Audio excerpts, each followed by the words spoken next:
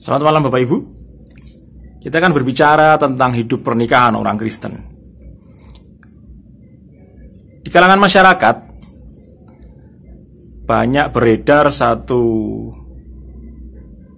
pengakuan bahwa orang-orang Kristen itu adalah orang-orang yang setia dalam kehidupan rumah tangga mereka. Orang-orang Kristen termasuk di dalamnya Protestan, Katolik, dan Kristen denominasi apapun, itu diakui oleh sebagian besar masyarakat Indonesia sebagai orang-orang yang setia terhadap pasangannya dalam hidup pernikahan mereka. Tetapi kalau kita mau jujur, ini adalah pengakuan yang tidak sesuai dengan kenyataan. Kita melihat banyak perselingkuhan, banyak ketidaksetiaan yang dilakukan oleh orang Kristen terhadap pasangannya sendiri. Bahkan itu bukan hanya dilakukan oleh jemaat awam. Ada beberapa mereka yang menyandang titel sebagai hamba Tuhan melakukan ketidaksetiaan, atau mungkin lebih jelasnya mereka melakukan perbuatan zina. Pengakuan yang berkembang di masyarakat dan kontradiksi yang terjadi di antara orang-orang Kristen ini merupakan satu ironi. Ketika masyarakat mengakui kesucian orang Kristen, kesetiaan orang Kristen di dalam kehidupan rumah tangga mereka, di satu sisi orang Kristen sendiri melakukan perbuatan yang kontradiktif dengan apa yang jadi pengakuan masyarakat tersebut. Kalau kekontradiksian tersebut merupakan satu hal yang positif dalam sisi orang Kristen, itu merupakan satu hal yang membanggakan.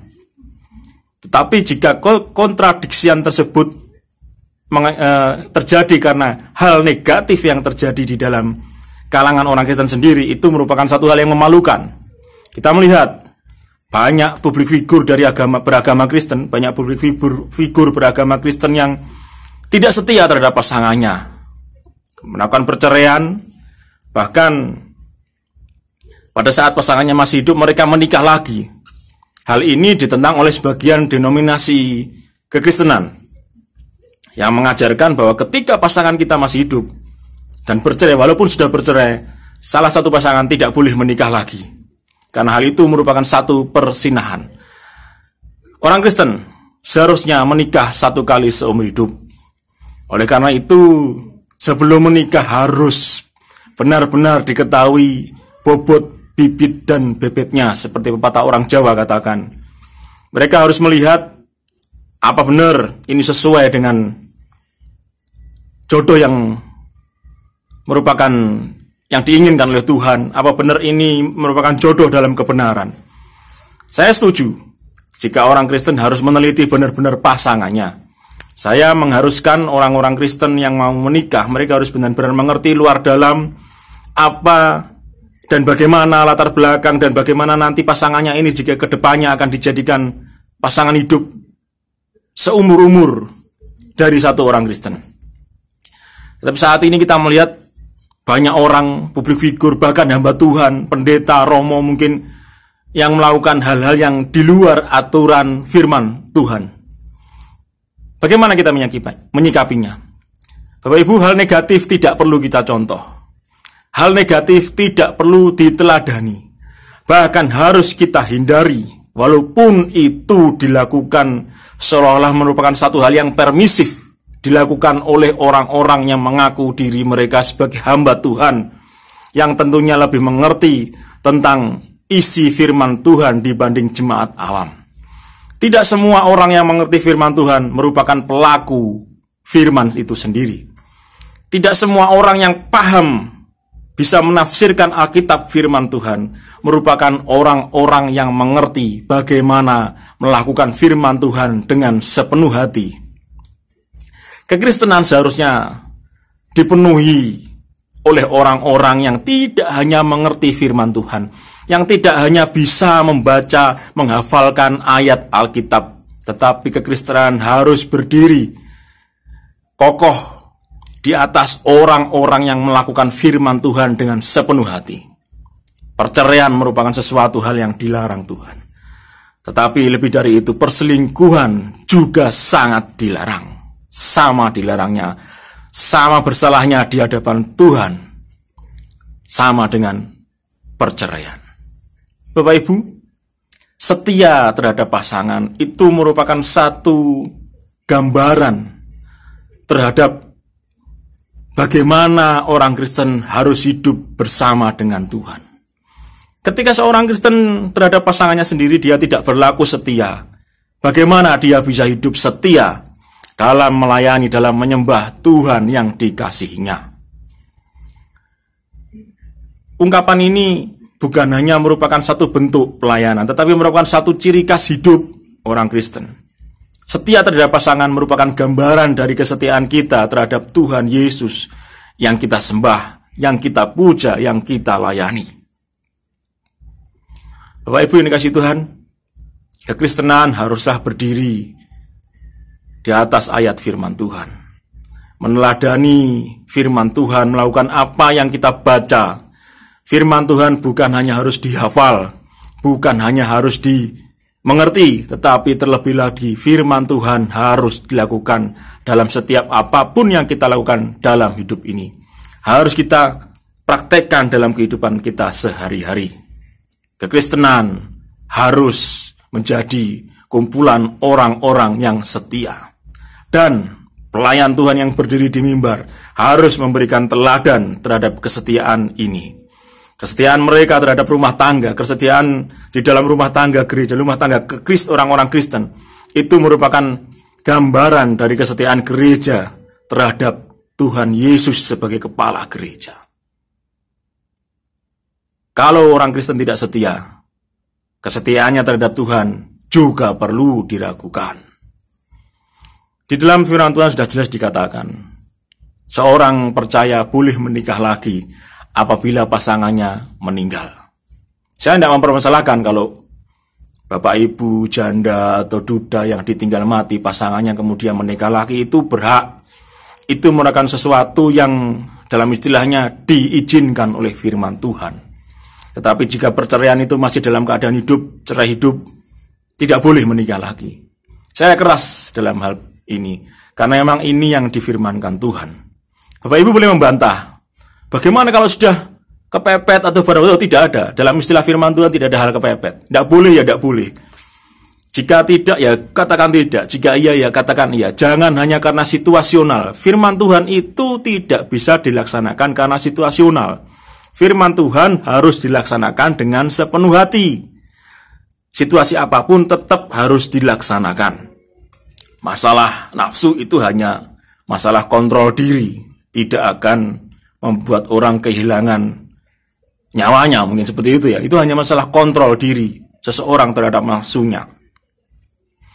Bapak Ibu, hidup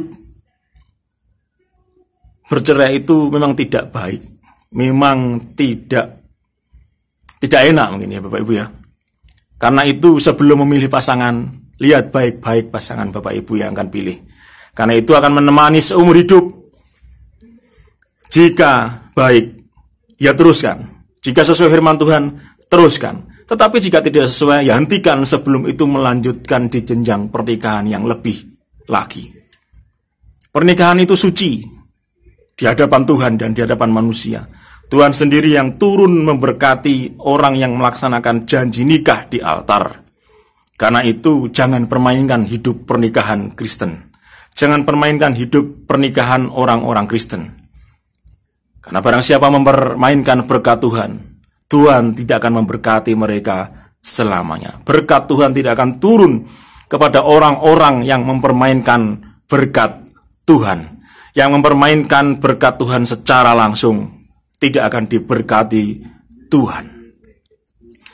Damai sejahtera akan menghilang dari kehidupan orang tersebut. Orang tersebut mulai berpura-pura bahagia, boleh berpura-pura sukacita, tetapi sukacita tidak sejati tidak akan hadir dalam kehidupan mereka yang mempermainkan berkat Tuhan. Bapak Ibu dikasihi Tuhan, kembali lagi kepada kehidupan pernikahan suci orang-orang Kristen. Ketika publik figur mencerminkan hal-hal yang seolah-olah perceraian itu hal yang biasa, jangan tiru mereka, tinggalkan mereka. Publik figur seperti ini, bahkan jika itu pemimpin rohani Bapak Ibu dan Saudara sekalian, tidak layak untuk diteladani, tidak layak untuk dibela. Mereka salah, ya harus dikatakan salah. Mereka berbuat tidak benar di hadapan Tuhan, ya harus dikatakan itu tidak benar. Jangan dibela. Kalau kita masih membela orang-orang yang salah tersebut, apa bedanya kita dengan mereka? Tapi bukan berarti kita menghujat, bukan berarti kita mengucilkan mereka, bukan berarti kita menyingkirkan mereka dari kehidupan kita, bukan. Yang kita tidak bela, yang kita salahkan adalah kesalahan mereka. Kalau orangnya mau bertobat, ya tidak apa-apa, silahkan. Tetapi apa yang mereka perbuat, kesalahan yang mereka perbuat, jangan dijadikan satu kebiasaan, jangan dijadikan satu permisif. Hidup yang permisif diizinkan soal hal yang biasa dalam hidup kita. Kesalahan tetap kesalahan, walaupun orangnya kita ampuni, kesalahan jangan ditiru. Hidup kudus dalam pernikahan, itu satu hal yang wajib dalam kehidupan orang Kristen. Kalau kita tidak hidup kudus, bagaimana kita melayani Tuhan? Kekudusan adalah satu kunci dalam kita menghadap Tuhan. Saya tidak akan memperpanjang khotbah saya pada malam hari ini, Bapak Ibu. Dan sudah dikasih Tuhan, bagi anak-anak muda yang menyaksikan apa yang saya sampaikan pada malam hari ini, kalian boleh berpacaran. Saya lebih setuju berpacaran, berkenalan ya, bersahabat, berganti-ganti, banyak sahabat, meluaskan pandangan, pertemanan, lingkungan persahabatan, kemudian pacaran, daripada salah pilih dalam hidup pernikahan. Daripada salah pilih dalam nanti menentukan pasangan hidup untuk seumur hidup kita. Tidak apa-apa kalau mungkin waktu kita pacaran dan kita melihat orang tersebut memang punya karakter yang tidak baik sesuai dengan firman Tuhan, putus, tidak apa-apa. Saat ini putuskan saja. Lebih baik kita mungkin menangis saat ini daripada kita menangis di kehidupan di hari depan. Lebih baik kita saat ini kita memutuskan orang yang tidak sesuai dengan firman Tuhan daripada di kemudian hari kita hancur dalam kehidupan pernikahan kita. Tapi ini kasih Tuhan, hidup kudus adalah kunci untuk memuliakan Tuhan. Hidup kudus adalah salah satu kunci untuk kita memuliakan Tuhan dalam setiap kehidupan kita. Jangan jadi orang Kristen kalau tidak mau berusaha hidup kudus. Amin firman Tuhan. Selamat malam, Tuhan memberkati kita sampai kesudahan zaman.